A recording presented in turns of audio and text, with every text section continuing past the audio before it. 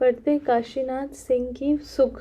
बाबू भोला बाबू को नौकरी से वापस आए हफ्ता भी नहीं हुआ था कि ये घटना हो गई। वे कमरे में पड़े अखबार पढ़ रहे थे। एक शाम खिड़की से कोई किरण आई और उनके गंजे सिर पर पड़ रही, जैसे वह किसी नन्हे बच्चे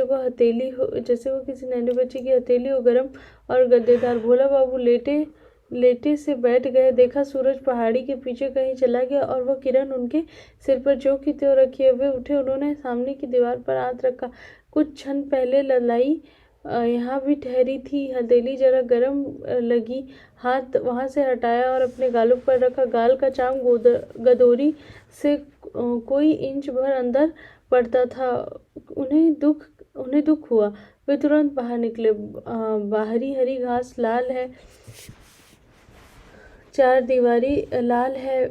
वे तेज कदमों से आगे बढ़े और चारदीवारी तक गए, फिर रुक गए। यहाँ से सूर्य दिख रहा था, पहाड़ियों के कुछ ऊपर, बादलों के कहीं आसपास। ताड़ और बबूल के बीच में उन्होंने स्वयं पर निगाह डाली। मार्किन का सफेद कुर्ता गुलाबी हो उठा था। वे मुस्कुराए। देखो दुनिया में क्या क्या चीजें हैं, कितनी अच्छी अच्छी चीजें।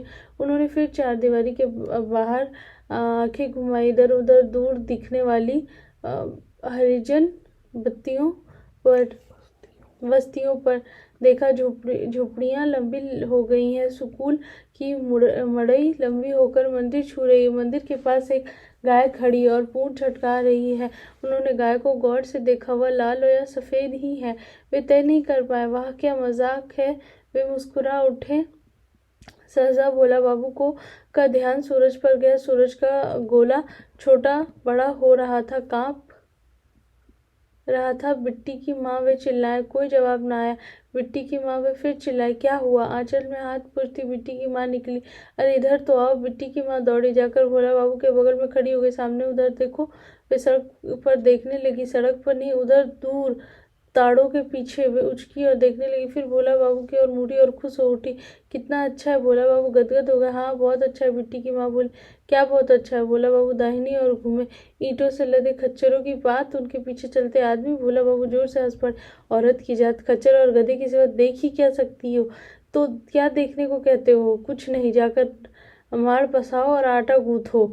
नहीं, जरा मुझे भी दिखाइए ना। क्या? उन्होंने हट किया। क्या दिखाऊं? खा कितनी देर से परेशान हूँ खच्चर दिखाने के लिए। तो क्या? बिट्टी की माँ ने जोर दिया। तो ताड़ों के पीछे देखो, धुंधली धुंधली पहाड़ियां हैं, लाल सूरज है। हाँ, गोलाई पर पतले भूरे बादलों की लकीरें। हाँ है। तो देखो उसे, अच्छी तरह से देखो। उसे क्या देखना है? आप आज देखते हैं, मैं जिंदगी भर से देख रही हूँ। भोला बाबू ने गर्दन हिलाई। जिंदगी भर से देख रही हो? हाँ।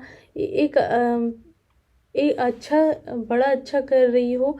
अब एक काम करो कि चलो चूल्हा फूको। बिट्टी की माँ खड़ी रही, भोला बाबू को देखती रही। मैं कहता हूँ जाओ। भोला बाबू चीख उठे। बिट्टी की माँ डरकर चली गई।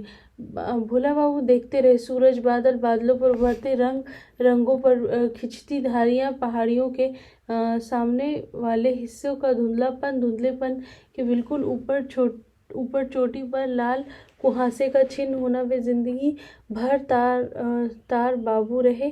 उन्होंने सोचा पहाड़ियों के इस जिले में ही रहे। उनसे कोई गांव नहीं छूटा, कस्बा नहीं छूटा, शहर नहीं छूटा। लेकिन यह सूरज अब तक कहाँ था? यह शाम आखिर किधर थी? आज वे क्या देख रहे हैं? उन्होंने अपने पीछे किसी बच्चे के खिलकने की आवाज सुनी। कौन? नीलू। नीलू कूदता हुआ आया। और यह सब कहा? खेल रहे हैं। कहाँ? नीलू ने मकान के पीछे वाले मैदान की ओर संकेत किया। अच्छा जाओ, दौड़ो तो सबको बुला लाओ। नीलू दौड़ गया। भोला बाबू सूरज को देखते रहे, कभी इधर से कभी उधर से, कभी उचककर कभी झुककर। उन्होंने खुश होकर तालियां बजाई। उन्हें लगा गोले के ऊपर का सिरा, जिसके एक किनारे काले बादल की पतली लकीर है, डूब रहा है। सूरज की किरणें अब इधर नहीं है, न मैदानों में, न हरे खेतों में, न झोपड़ियों पर। वे बादलों के पीछे से ऊपर आकाश की ओर जा रही है, प्रकाश की कई धाराओं में, कई रंगों में। नीलू, वे पीछे मुड़कर चिल्लाए। कोई नहीं दिखा। सब कहाँ गुम हो गए? वे बुदबुदाए। अरे आओ, अरे आओ। अरे वो कौन जा रहा है? सामने वाली सड़क से एक ऊंट जा रहा था। उस पर गंदी कमीज पहने एक आदमी बैठा था। वह निश्चिंत बीड़ी पी रहा था। हम तुम्ही से कह रहे हैं। उसने सिर घुमाकर उधर देखा। जरा सामने ताड़ों के बीच तो देखो वहाँ क्या हुआ है। ऊँट वाला उधर देखते आगे बढ़ गया। रसाले भोला बाबू के मुंह से निकला। सूरज डूब गया। वे वहां से हट गए, आराम कुर्सी पर चुपचाप बैठ गए। उनका मन उदास हो गया। चाय का प्याला आया, सामने की मेज पर रख दिया गया। उन्होंने आंखें खोली, सामने बिट्टी की माँ थी। जरा धोती और छड़ी तो ले आना। क्यों, कहीं जाइएगा? भोला बाबू नहीं बोले। धोती और छड़ी आ गई। धोती पहनी और छड़ी ली और चले। ऐसी बात नहीं जो यूं ही छोड़ दी जाए। उन्होंने विचारा कि वे आज चलेंगे और कहेंगे, लेकिन सबसे पहले माधव के यहाँ चलेंगे। माधव मुख्तार जो है सब कुछ समझता है, बूझता है, फिर उसे लेकर कहीं और। भोला बाबू पकड़ी के पास से मुड़ने को हुए, उसकी सामने देखा बीज गोदाम है। कहीं से जिलेदार साहब भी आ गए और दूसरे लोग हैं। वे अंदर गए। आइए आइए तार बाबू बैठिए, जिले साहब बोले। भोला बाबू ने कुर्सी खींची और बैठ गए। उन्होंने बूढ़ी आंखों से घूर कर देखा और कई नए चेहरे हैं उनके सामने से। बातों में थोड़ी बाधा है। कहीं कुछ परेशान से है। परेशान तो क्या, लेकिन हूँ ही। भोला बाबू ने हंसने की कोशिश की। फिर बातें चल पड़ी। जिलेदार साहब ने कहा कि इस साल नहर में खूब मछलियां आई हैं। जिलेदार साहब, अगर आपको मछलियों से शौक हो तो एक काम करें। एक आदमी ने कहा, क्या आप रात में छलके पर जाल लगवा दें? हाँ साहब, मछलियां रात में चढ़ती हैं। दूसरे ने समर्थन किया। भोला बाबू के लिए यह अच्छा मौका था। वे थोड़ा आगे उझक गए। तो क्यों ना जाल को शाम में ही लगवा दिया जाए? हाँ, ऐसा भी कर सकते, जिलेदार साहब ने कहा। और शाम भी कब?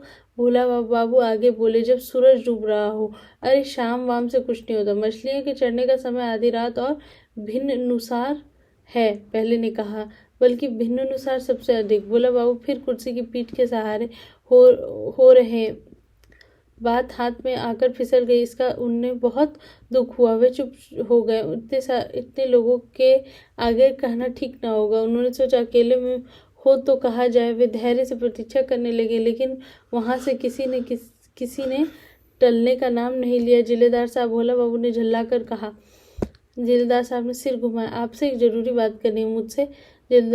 जिलेदार साहब गंभीर हो गए। अच्छा।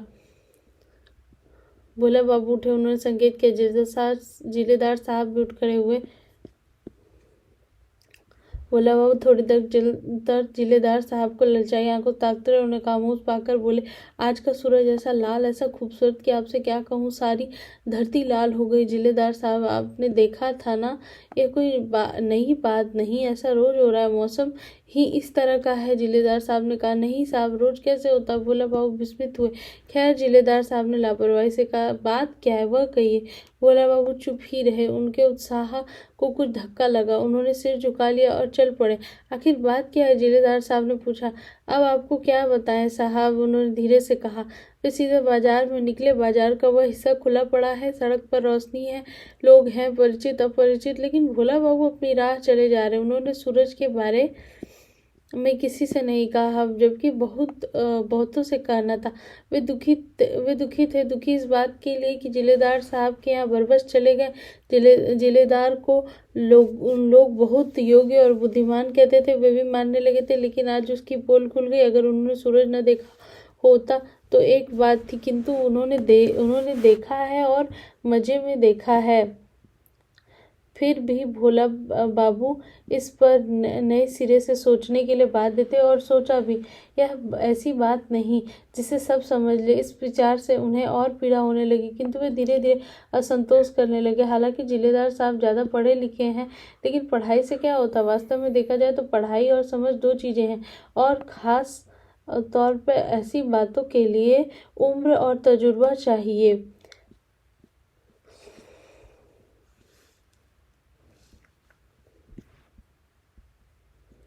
घर आकर उन्होंने फाटक खोला, अंदर गए, छड़ी रखी और बिस्तर पर गिर पड़े। हाय, दुनिया कितनी बदल गई। उन्होंने बार बार सोचा कल शाम होगी, वे सभी लोगों को बुलाएंगे, सूरज दिखाएंगे और समझाएंगे कि देखो, दुनिया में चूल्हा, योजना, कचहरी, ऊँट और दूध ही सब कुछ नहीं है। सूरज भी पहाड़ियों के ऊपर होता है, ताड़ों के बीच में आता है, फिर कांपता है, और फिर वह क्षण भी आता है जब वह पहाड़ियों के पीछे जाता है।